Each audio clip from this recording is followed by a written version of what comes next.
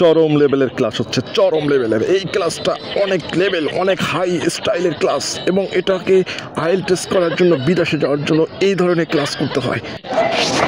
Wow, সারা দিনের মধ্যে এই একটা জিনিস দেখলাম যেটা ভালো লাগলো, সেটা হচ্ছে এই যে বোরকা পরে আপুটা যাচ্ছে, এইটা কিন্তু অনেক ভালো লাগছে। সারা দিনের মধ্যে এই জিনিসটা সবচেয়ে ভালো লাগছে, কারণ এই রকম বোরকা পরা এবং বাইক চালানো আমার কাছে ভালো লাগে।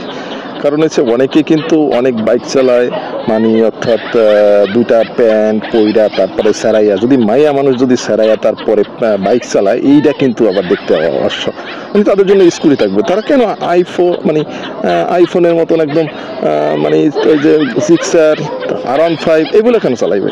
হ্যাঁ ভাই, আইফোন চালা সমস্যা নাই, কিন্তু পুরুষের সাথে তাল মিলে তোমাদের কি এই জিক্সার R15 চালাইতে হবে? যেখানে পুরুষটা বইলি পাশা উঁচা হয়ে থাকে, আর তুমি সেখানে কি মাইয়া কত।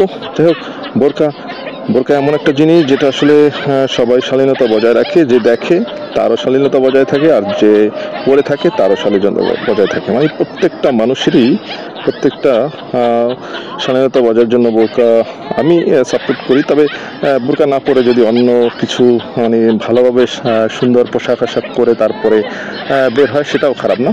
তবে এই যে কিছু বোরকা আলী আছে, যাই হোক আমি এইগুলো নিয়ে কিছু বলতে চাচ্ছি না। যাই হোক, এই যে সামনে অনেক কিছুই দেখা যাচ্ছে, কিন্তু আসলে জ্যাম রাস্তায়, ছোটোখাটো এই শহরে এত জ্যাম মানে বলার মতো না, অসম্ভব জ্যাম। আর এই ভাই আমার সামনে এই ও একটু সামনে একটু ভাব দিয়ে চলে দেয়, রং সাইড দিয়ে চলতেছে, একটু তর্য নাই, মনে হয় যে পিছন দিয়ে পাশাপাশি দুইটা মারে দিই। তো মারার দরকার নাই, আমরা যাচ্ছি এখন। একটু জ্যামটা মোটামুটি, এই যে দেখো কত সুন্দর বোরকা পরে যাচ্ছে, কত সুন্দর বোরকা পরে যাচ্ছে,